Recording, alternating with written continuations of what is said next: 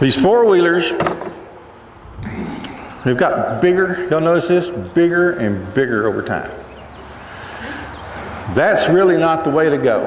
If I'm going to buy a rig that all I'm going to be doing is spraying brush off of it, I'm going to get one of the smallest, lightest rigs I can find out there. That's a full-size rig, no type of, not a scaled-down system. But one of my favorite was an old Polaris. It was only 250 cc's, two-wheel drive, but it was light. And if you're out there all day long on these things, the lighter, the better. Trying to turn them, maneuver them, all that kind of stuff. As we've gone up in size over the years, like this one, four-wheel drive, the whole bit, they just get a little more cumbersome out there in the pasture. Only thing that I've got some biases against, I don't like two-cycle engines. Two-cycle engines, when we let them just idle continually when we're spraying, they foul the plugs. And even though that one of my favorite was that 250, that was a two-cycle engine, it had this unique characteristic. You'd be out there for several days, and it wouldn't let you know those plugs were fouling. It would start just fine, do whatever, until one day, when you put your leg across it and sit down, and you try to start it, it would backfire. And I don't mean just backfire, I mean it's like a shotgun going off between your legs, and it'd blow the exhaust off. And after that, it wouldn't, just quit running. So you knew the plug was fouled. And you go change the plug, it'd run another few days.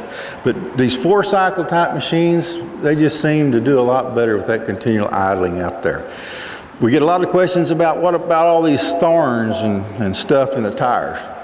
We just put a bunch of that never leak in there. And then you know the rule, don't pull the thorns out, okay? Don't pull them out.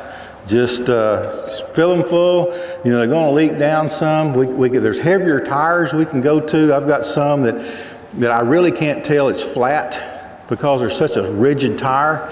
But that's not real good sometimes too, because I can't tell that they're low on air. Sometimes I run them off the bead out there in the pasture. So tires are no big deal. In the past, we had machines that had just foot pegs. Almost all of them nowadays have those complete foot platforms.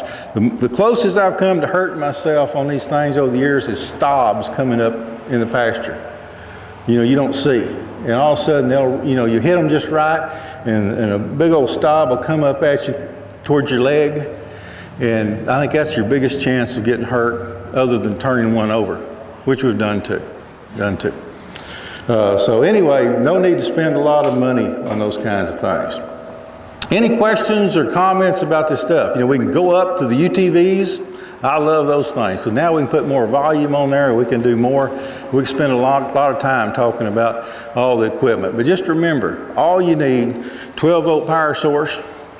It's got to move, and it's got to be somewhat easy to get around in the pasture. If you got dense mesquite, you might not want a UTV, like a Ranger or a Mule. Maybe just too wide to get through the area. You need something smaller to get in there. Okay?